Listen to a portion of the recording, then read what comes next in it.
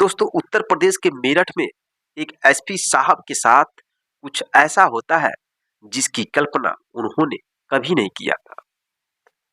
SP साहब के साथ क्या होता है, इसको जानने के लिए आप इस वीडियो के अंत तक जरूर बने रहिएगा।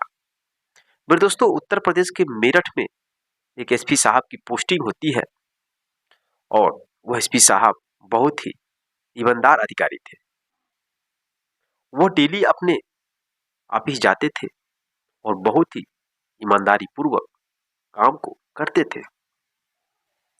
काम करने के बाद शाम को अपने आवास पर चले आते थे।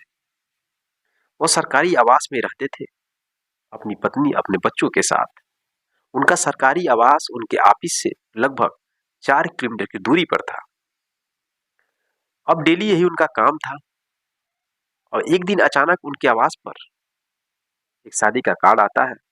जो उनकी दोस्त की शादी थी और उनको बहुत जरूरी था उस शादी को अटेंड करना। जब डेट नजदीक आ जाता है और सुबह को जब वो अपने ऑफिस के लिए रवाना होते हैं तो उनकी पत्नी कहती है, देखिए जी, आज आप शाम को जल्दी घर पर आ जाइएगा क्योंकि शाम को हमें जाना है शादी अटेंड करने के लिए। तो एसपी साहब कहते हैं, ठीक है, मैं शाम को जल्दी ही आ जाऊंगा, फिर पूरे परिवार के साथ हम लोग शादी अटेंड करने के लिए चलेंगे। इतना कहकर एसपी साहब चले जाते हैं अपने ऑफिस में। ऑफिस में जाने के बाद बहुत ईमानदारी पूर्वक जो भी वर्क होता है उस वर्क को करते हैं। जैसे शाम होता है तब वो अपने ड्राइवर से कहते हैं, ड्राइवर गाड़ी चालू करो और जल्दी मुझे मेरे आवास पर छोड़ दो, मुझे एक बहुत ही जरूरी शादी में जाना है। ड्राइवर गाड़ी चालू करता है, एसपी साहब बैठते हैं, लेकिन मात्र 10 मीटर जहाँ गाड़ी चलती है तो गाड़ी बंद हो जाती है। अब ड्राइवर परेशान हो जाता है।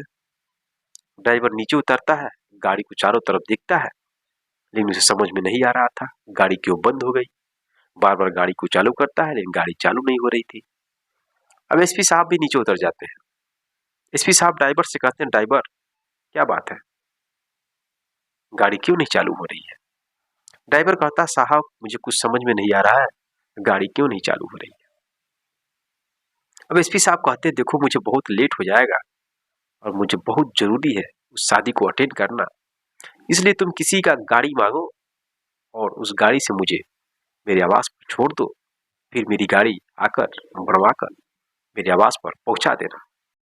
अब ड्राइवर ऑफिस जाता है और एक व्यक्ति से गाड़ी मांगता है और उस गाड़ी को लाकर एसपी साहब को अंदर बैठाकर और उस गाड़ी के द्वारा एसपी साहब को उनके आवास पर छोड़ने के लिए जाने लगता है।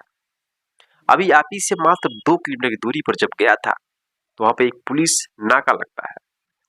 पुलिस वाले गाड़ियों को चेक करते हैं और जो भी पैसा होता है वो लोग रिश्वत लेते थे लोगों से। अब एसपी साहब की गाड़ी को भी लोग रोक लेते हैं। जैसे ही रोकते हैं तो एसपी साहब ड्राइवर से कहते हैं, देखो तुम बताना मत, मैं एसपी साहब हूँ और जो होगा देखा जाएगा, देखते हैं पुलिस वाले क्या करते हैं। अब पुलिस वाले गाड़ी रोक देते हैं, ड्राइवर से कागज लाइसेंस सब मांगने लगते हैं। ड्राइवर के पास था नहीं क्योंकि दूसरे की गाड़ी लेकर आया था। तो ड्राइवर कहता है, ऐसा है साहब, आप लोग मुझे छोड़ दीजिए और मेरा नंबर ले लीजिए, मैं घर पर जाकर सारे कागज लाकर डॉक्यूमेंट लाकर आपको दिखा दूंगा। ये पुलिस वाले नहीं मानते हैं। पुलिस वाले कहते हैं, देखो अगर तुमको जाना है तो पैसा देना पड़ेगा। ड्राइवर कहता है, कितना पैसा देना पड़ेगा। तो पुलिस वाले कहते हैं, 15,000 रुपये देना पड़ेगा। अब यह सब एसपी साहब सुन रहे थे अंदर बैठकर, उनको हंसी भी आ रही थी अंदर ही अंदर। एसपी साहब भी अब गाड़ी से बाहर आते हैं और वो भी रिक्वेस्ट करते हैं, लेकिन पुलिस वाले नहीं मानते हैं। पुलिस वाले जब नहीं मानते हैं तो एसपी साहब कहते हैं, यार मेरी गाड़ी डेली इधर से ही जाती है, तो तब तुम लोग नहीं रोकते हो, और आज मैं जा रहा हूँ तो मेरी गाड़ी को तुम लोगों ने रोक लिया। अब उनकी पर्सनालिटी को देखकर पुलिस वालों को थोड़ा शक होता है कि हो सके किसी बड़े घराने का व्यक्ति है, कोई बिजनेसमैन है।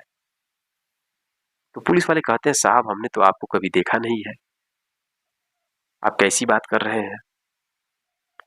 अब दोस्तों एसपी साहब कहते हैं मैं यहाँ का एसपी साहब हूँ, और जब मैं अपनी गाड़ी से जाता हूँ तो तुम लोग मेरी गाड़ी को नहीं रोकते हो, और आज मैं अर्जेंट काम से किसी की गाड़ी लेकर जा रहा था, तुम लोग मेरी गाड़ी को रोक लिया और रिश्वत मांग रहे हो।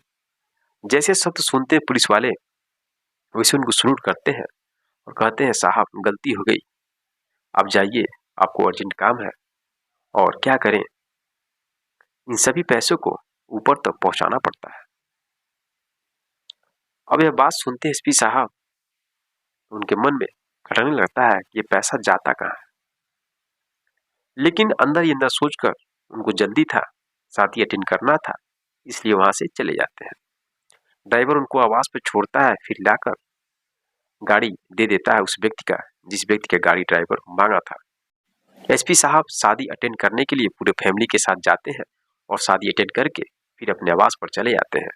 अब रात में वो सोच रहे थे कि जो पुलिस वाले हैं इतने पैसे डेली वसूली करते हैं, रिश्वत लेते हैं, बहुत अधिक पैसा हो जाता होगा, इन पैसों का वो लोग करते क्या है, पैसा किसके किसके पास जाता है, इसी बारे में सोच रहे थे, क्योंकि वो बहुत ही ईमानदार अधिकारी थे।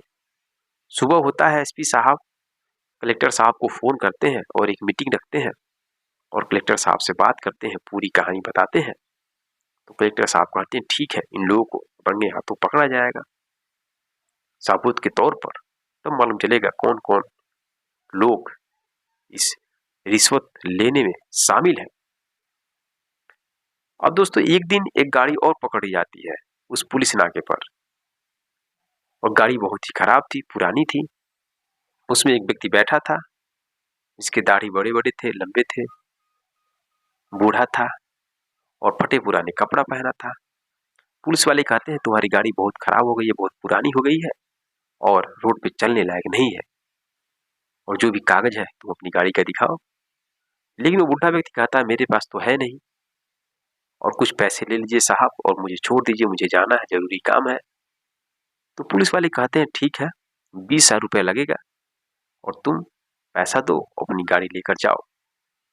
लेकिन वो व्यक्ति कहता है कि साहब इतने पैसे मेरे पास है नहीं, कुछ और पैसा कम कर दीजिए।